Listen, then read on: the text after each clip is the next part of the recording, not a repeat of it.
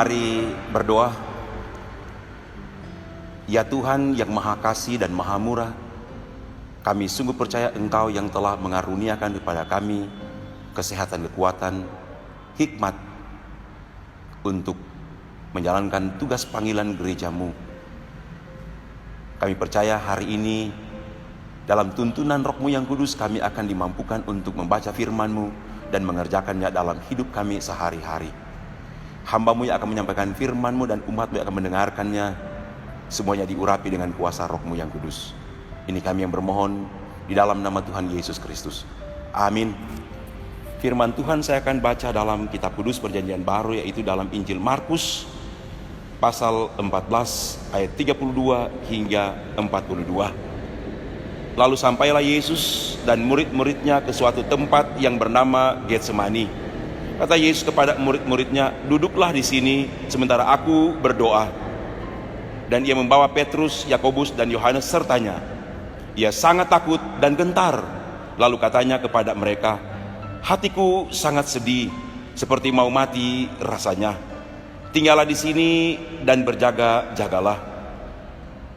Ia maju sedikit, merebahkan diri ke tanah dan berdoa supaya sekiranya mungkin saat itu lalu daripadanya. Katanya, "Ya Aba, ya Bapa, tidak ada yang mustahil bagimu. Ambillah cawan ini daripadaku, tapi janganlah apa yang aku kehendaki, melainkan apa yang Engkau kehendaki." Setelah itu ia datang kembali dan mendapati ketiganya sedang tidur. Dan ia berkata kepada Petrus, "Simon, sedang tidurkah engkau? Tidakkah engkau sanggup berjaga-jaga 1 jam? Berjaga-jagalah dan berdoalah supaya kamu jangan jatuh ke dalam pencobaan. Roh memang penurut, tapi daging lemah." Lalu ia pergi lagi dan mengucapkan doa yang itu juga. Dan ketika ia kembali pula, ia mendapati mereka sedang tidur, sebab mata mereka sudah berat dan mereka tidak tahu jawab apa yang harus mereka berikan kepadanya. Kemudian ia kembali untuk ketiga kalinya dan berkata kepada mereka, "Tidurlah sekarang dan istirahatlah. Cukuplah, saatnya sudah tiba. Lihat, Anak Manusia diserahkan ke tangan orang-orang berdosa. Bangunlah, marilah kita pergi. Dia yang menyerahkan aku sudah dekat." Terpujilah Tuhan Yesus Kristus sebagai Kepala Gereja, Juru Selamat dan Tuhan dunia, yang telah menghentar gerejanya, Gereja Masih Injil Minahasa, untuk memasuki dan merayakan minggu sengsara ini. Saya sungguh meyakini atas kasih sayang dan perlindungannya, gereja-gereja di dunia ini juga dihentar oleh Yesus Kristus untuk merayakan minggu sengsara, supaya di minggu sengsara ini kita diperlengkapi dan dilayakkan nanti untuk makan roti dan minum anggur dalam suatu perayaan perjamuan kudus di Jumat Agung yang akan datang. Belajar dari firman Tuhan yang saya telah bacakan tadi dalam kitab kudus perjanjian baru menurut Injil Markus pasal 14 ayat 32 hingga 42, kita diingatkan tentang bagaimana merefleksikan the power of prayer, tentang kuasa daripada doa. Di dalam doa ini, di Taman Getsemani, Tuhan Yesus memberikan pengajaran dan sekaligus mendemonstrasikan tentang bagaimana kita harus berdoa, di mana kita harus berdoa, kapan kita harus berdoa, dan bagaimana isi atau contents dari doa yang kita sampaikan.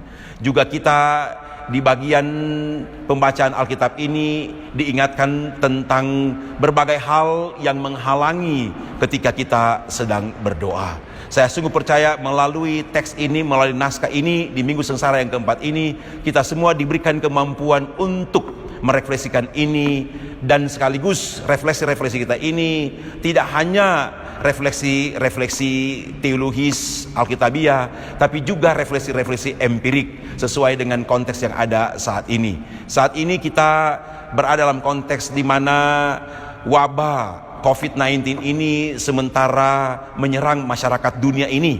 Saya sungguh merindukan supaya Gereja Masih Injil Minahasa bersama dengan pemerintah kita ambil bagian untuk dapat menghentikan penyebaran COVID-19 ini.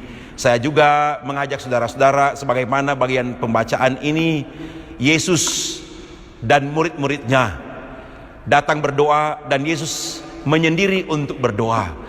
Menghayati pembacaan Markus 14 ayat 32 hingga 42 ini, saya mengingatkan bahwa pengalaman murid-murid bersama dengan Tuhan Yesus di Taman Getsemani, Yesus menyendiri dan berdoa.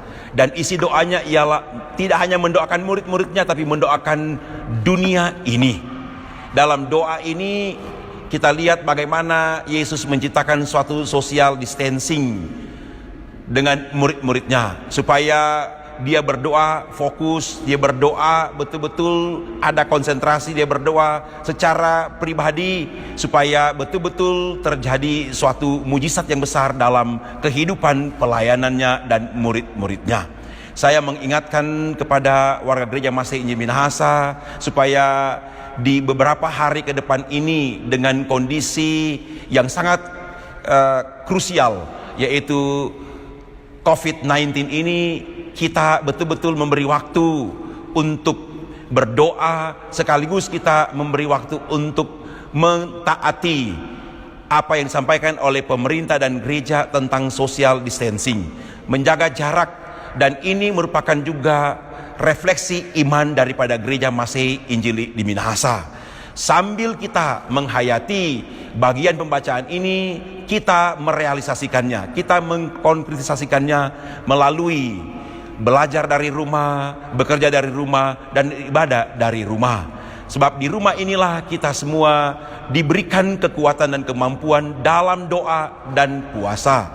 Dari rumah inilah juga kita dilatih bagaimana untuk belajar. Dari rumah ini juga kita dilatih bagaimana untuk bekerja. Dari rumah inilah kita dilatih bagaimana untuk mengasihi, bagaimana untuk mengampuni, bagaimana untuk menghormati orang tua, bagaimana untuk mencintai gereja dan tidak akan meninggalkan gereja ini apapun alasannya, dan bagaimana kita mencintai Alkitab, Perjanjian Lama dan Perjanjian Baru sebagai firman Allah yang tertulis, dan bagaimana dari rumah ini kita mampu hidup dalam satu faith community, komunitas iman, kakak beradik, orang tua, supaya dari rumah inilah betul-betul kita dapat ambil bagian dalam rangka memutus mata rantai penyebaran COVID-19 ini. Saya sungguh percaya di minggu-minggu sengsara ini, kita semua bersama-sama sebagai gereja Masih Injil Minahasa memohon pengasihan, kemurahan, kasih sayang Tuhan, sehingga kita di minggu-minggu sengsara ini sungguh-sungguh diperlengkapi dan dilayakkan untuk ambil bagian nanti dalam perayaan perjamuan kudus, makan roti dan minum anggur bersama-sama di Jumat Agung. Tuhan Yesus menolong kita semua, menguatkan kita semua, sehingga kita betul-betul menikmati pemeliharaan dan perlindungan Tuhan dari sekarang ini sampai selama-lamanya. Dalam nama Tuhan Yesus, amin.